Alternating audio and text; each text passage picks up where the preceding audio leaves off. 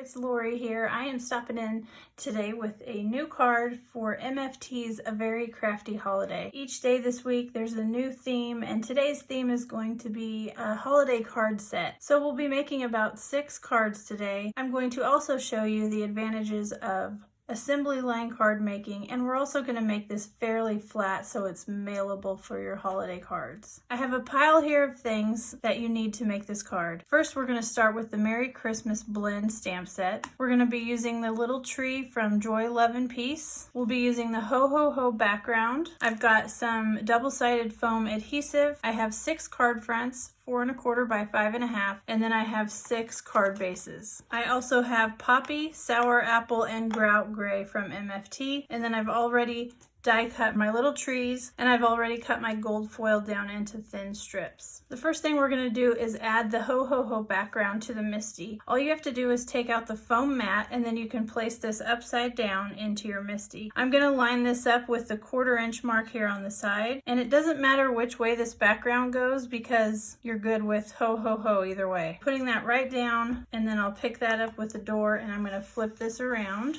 and then we're adding the cardstock to the bottom of the Misty. I am going to take 2 little pieces of adhesive on the back of the cardstock, and I'm going to place this again lined up with that 1/4 inch mark. We're just adding the bottom strip of this Ho Ho Ho. So I'm going to take the Grout Gray and add the ink here along the bottom, and then we'll just close that door, press down, and you can see that's perfectly lined up on both sides. So now I'll pop this out, and then we'll do the same thing with the remaining 6 cards.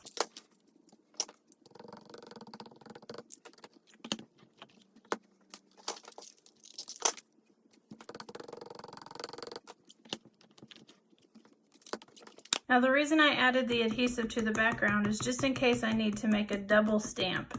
If you want the gray to be darker, you don't want your cardstock to move. If you're okay with how it looks the first time, just a light gray background, then you probably don't need to adhere your cardstock into the bottom of the Misty, but that just makes sure that it won't move. Now I have 6 card fronts all stamped with the Ho Ho Ho. We're gonna go in and add the Merry Christmas greeting. This is just given the little bit of detail along the bottom in a light gray ink. We'll line the cardstock up here in the corner of the Misty, and we're going to use the 2 different stamps from the Christmas blend. First, we'll line up the bottom stamp here right along the edge, and then we're adding the second stamp right in on top. So we've added the 2 stamps right above the background image, and we'll pick those up with the Misty, making sure that your cardstock is down in the corner. We'll go ahead and stamp with the red ink. This is Poppy from MFT. I love this red. It's just a fun, almost vintagey looking red. I'm going to add another layer of red ink, which is the advantage of the Misty for sure. Make sure that's down tight in the corner, and add in some more ink. I'm going to leave this here because we have it set up for the card. We'll just flip this around. Put the card here in the corner, and we're going to add in the second step. This is really easy to line up. It doesn't even have to be perfect if you want kind of a staggered look with your letters, but you can just look here along the bottom and make sure everything's lined up where you want it. And then we'll add the top letters in, and we'll pick those up. We're going to add this green ink layer on for the second step of letters. And again, I'm using Sour Apple from MFT. And then we'll go in with the second layer. I just want to make those letters nice and bold. And of course, if you miss any, it just gives you an extra chance to make sure your letters look good. So now we're just adding in the little Christmas tree from Joy, Love, and Peace. So I've just added 3 foam dots on the back of the tree, and we'll add that right next to the Merry. You can always add color on your tree. I just really love white space, so I feel like it's a fun, just little addition, little pop of detail, but it's still keeping it nice and clean and simple. This is where the gold strips come in. We're just going to glue that right across the top of the background image, and that will finish off the card. I'm adding just a little bit of liquid glue to the back of the gold cardstock, and then we'll line that up right there. If you get any adhesive here on your gold, you want to keep it shiny, just use the adhesive remover and that will rub that glue right off. Take my little scissors and just clip away the extra. And there you have your first card done. All you want to do to finish off this card is add the red background. Using my score pal, I'm going to score this at 4 1/4. Here I've added adhesive to the card base and we'll add the card front. The way that I add my card fronts to my card bases, keep your card front up at an angle. Press it up against your thumb and forefinger till you can see that the corners have matched up. Once you have those right where you want it, you just drop your card and it should line up perfectly. Don't press down just yet because you can just kind of slide that in place if you see a little bit of red showing, and then you're good to go just like that. The red card base just adds a fun pop of color. So now we'll finish up the rest of the cards. I'm going to put this video on fast forward so you can see how we can do this quickly, and that way you're able to mass produce lots of cards at home.